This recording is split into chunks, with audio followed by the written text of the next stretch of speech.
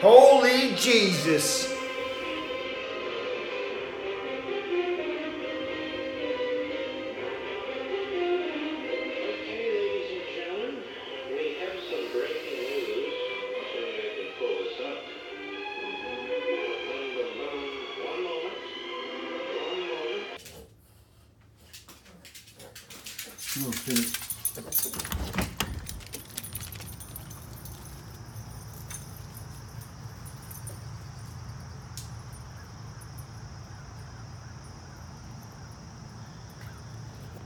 Hello everyone, it's Charlton.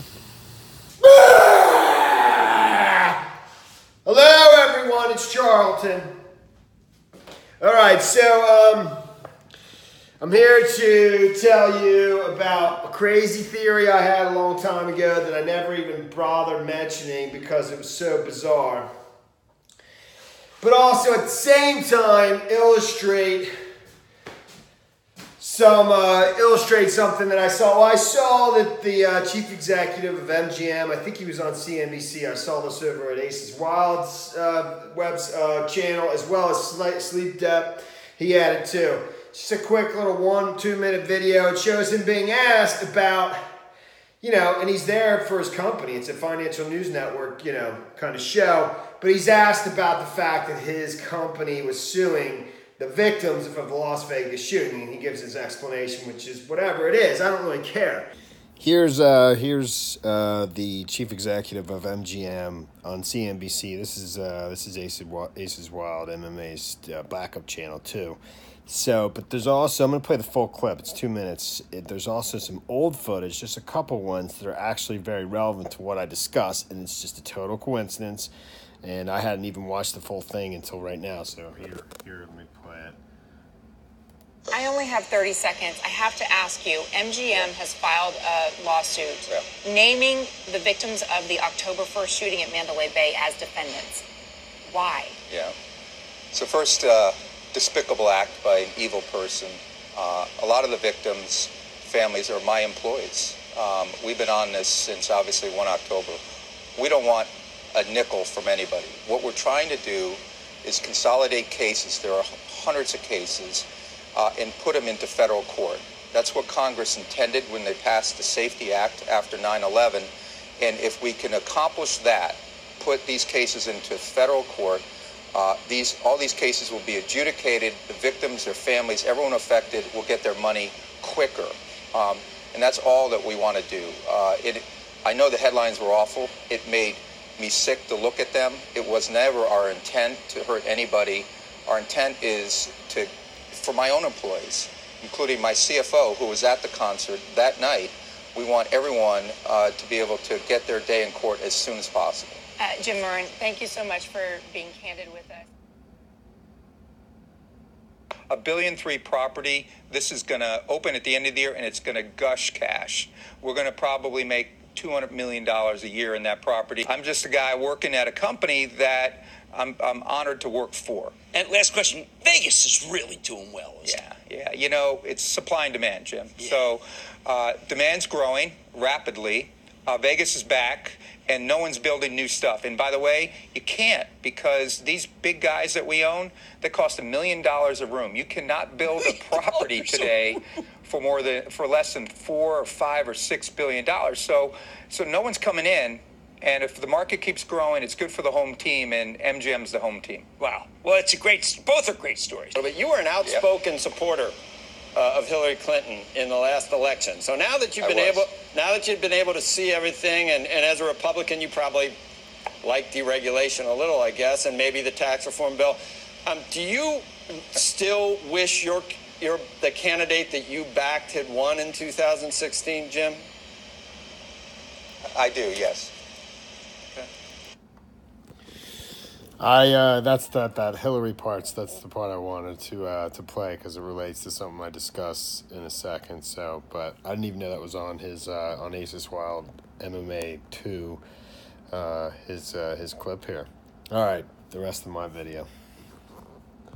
But he basically says what they were trying to do there was batch all the lawsuits together and get it into federal court. And he references the Safety Act, and I think he says, I'm paraphrasing, he says that, Congress, which is the way Congress wanted it, because he's talking about, and he talks about after 9/11, because there's a law on the books that was passed after 9/11 that helps companies that are, subject to terrorism, and basically that's where they wanted to go. They wanted to get categorized as terrorism because, that kind of puts the government on the hook. It lessens their liability and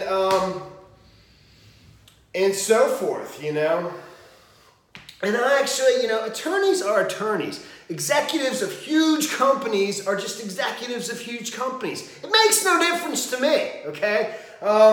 This is just the world we live in. Greed has greed. I'm greedy. Everybody's greedy, and there's various degrees of that. But I'm just saying that basically what I'm trying to say to you is actually even the attorneys the attorneys of the victims would probably be okay with this thing being moved to federal court. They wouldn't really object to that. That would basically sweeten the pot.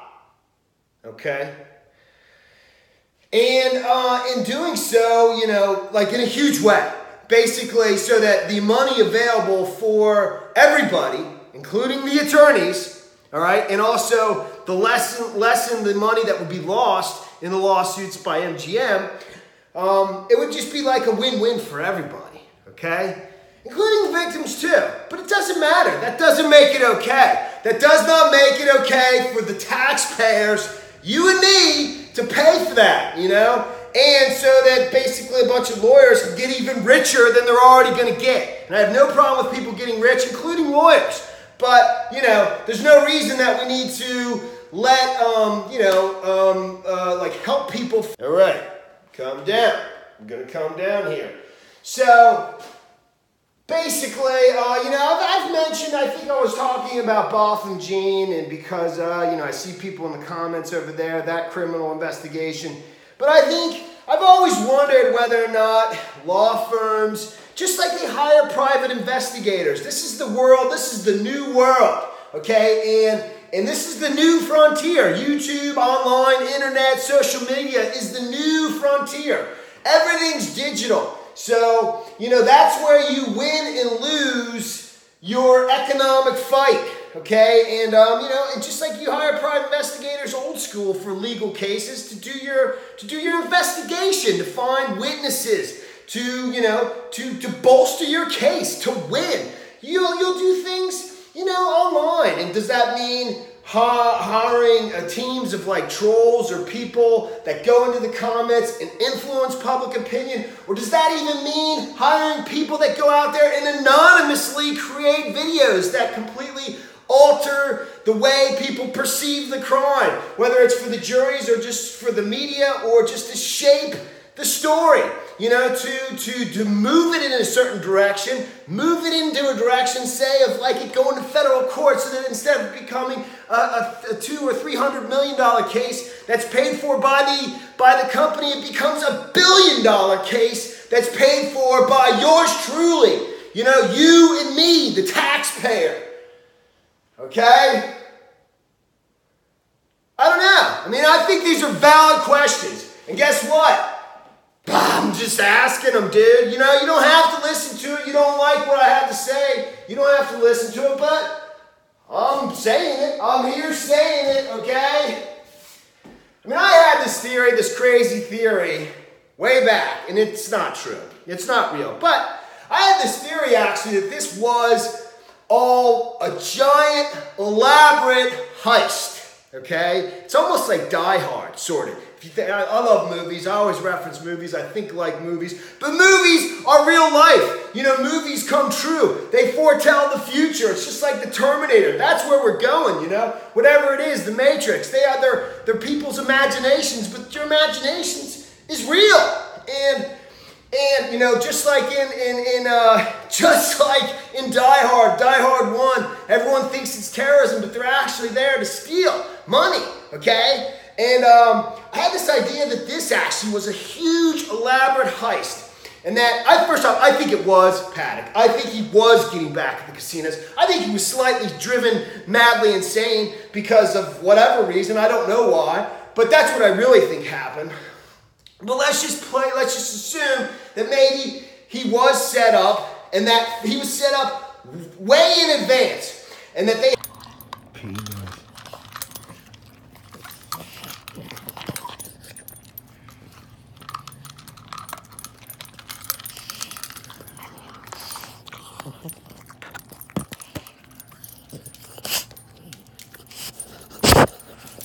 Throw it up in the air. Good boy. Throw it up in the air. Throw it. Throw it up in the air. Throw it up in the air. Good boy. Good boy. My theory is this. I had this crazy theory that this was all actually supposed to be an elaborate heist. You know, almost like in Die Hard 1, okay? Which is, you know, I mean, I like movies. Movies are very close to real life. And a lot of times movies that are, you know, they foretell the future. Your imagination, you know, foretells the future. It's just like Terminator. I mean, eventually I think we are going to be taken over by the machines, whatever, in the Matrix. But in Die Hard 1, you know, everyone thought it was terrorism. In fact, that was the, you know, they wanted the FBI and everybody to believe it was terrorism, but actually it was just a big heist, and they were just stealing money, bearer bonds or whatever, things that couldn't be traced.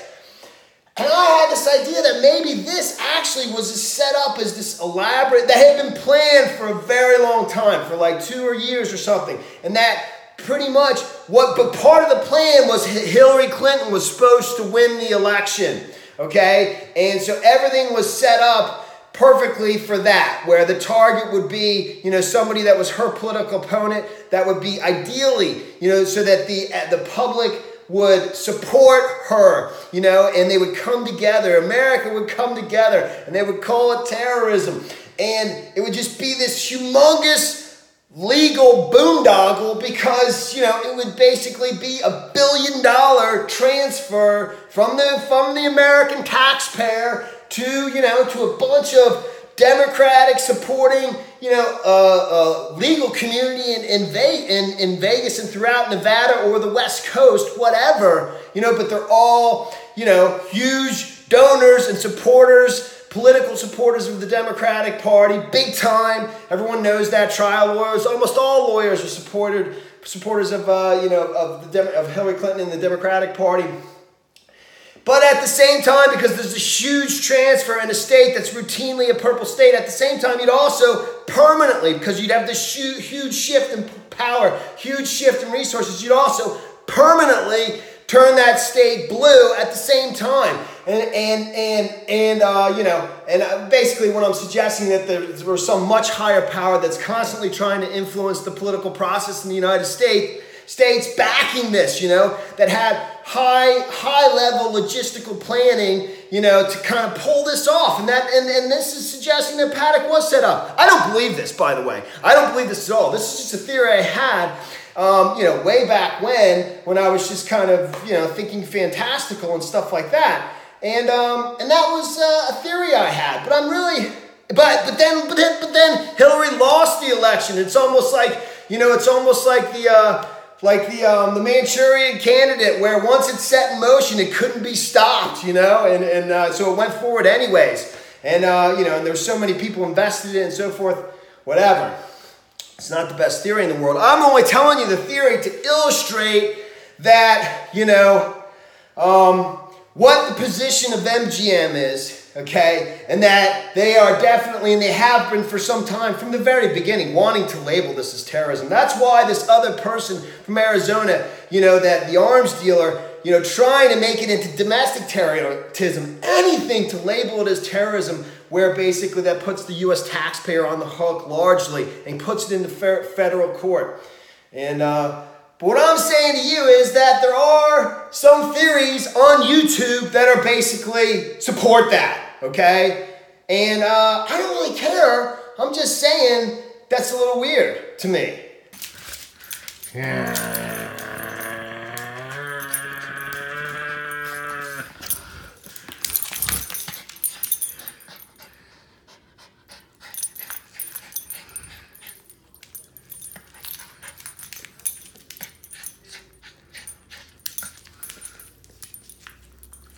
Peanut,